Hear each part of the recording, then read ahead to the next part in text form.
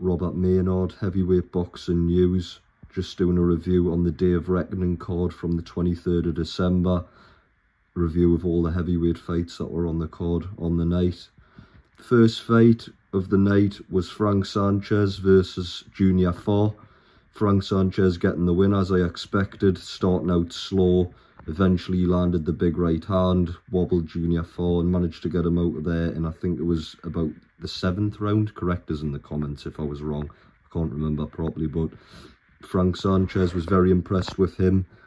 I think he's a very good fighter. Obviously Cuban, so he's not very well known to the likes of English people and the Americans out there. And he's not really a big name or a talker, and he hasn't fought anyone of note yet. But big things for Frank Sanchez. Massive fan of him. Think he's a great fighter, very skillful, powerful, fast for a heavyweight. Good things coming up in the future for him. Maybe a big fight next. The next fight of the night, from what I can remember, was... who was it again? It was Agit Kabayel versus Arslanbek Makhmudov. Big surprise, that fight. I did expect Makhmudov to get the win.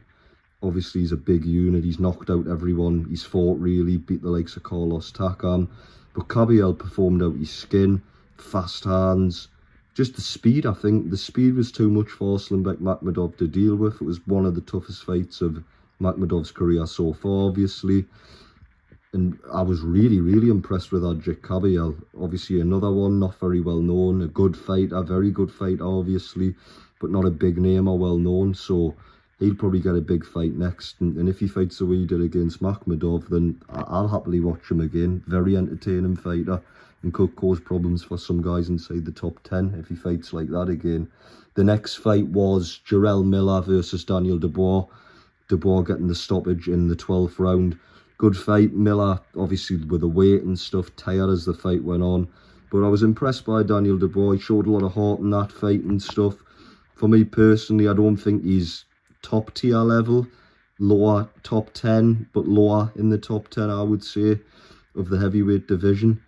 But good performance by Dubois. Showed a lot of heart and stuff. But for me, can I see him making massive strides in this heavyweight division and being at the top? No, not really.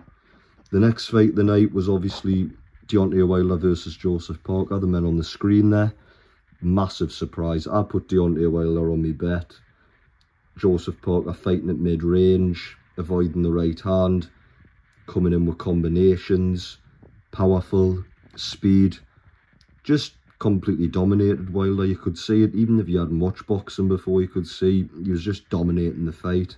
Wilder just couldn't seem to land that right hand, get any speed combinations going, even windmills, because Wilder's a brawler and he can knock you clean out with one punch. He just couldn't get anything going, was on the back foot and looked just like he doesn't want to be in the game anymore, to be honest. Great win for Parker, gets him right back up there in the mix of top heavyweight fights, and good for him. Fair play to Joseph Parker, because I'd wrote him off after he got knocked out by Joe Joyce, but fair play to him. He stayed active and obviously got this massive win over Wilder, which puts him back in the mix again for top fights. And last but not least, Anthony Joshua versus Otto Wallin. Obviously, if you were watching the DAZN broadcast, you know the audio cut out. Joshua obviously looked good, performed well, quick, powerful, just far too much for Otto Wallin. Otto Wallin just looked like he wanted to get in and get out, get his paycheck. Again, Joshua, he's winning and stuff, fair enough, he's back on the positive trail of getting wins, but who's he fought really? Since Usyk, he's fought Jermaine Franklin, was going to fight Dillian Whyte, which I was looking forward to.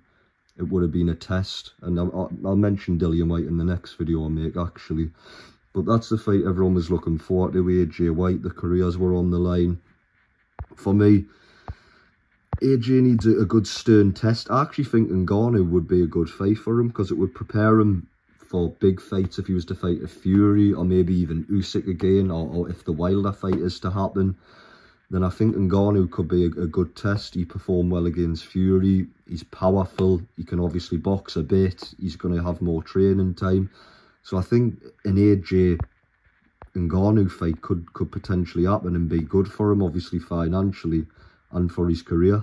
But that's my full review on the Day of Reckoning card from the 23rd of December.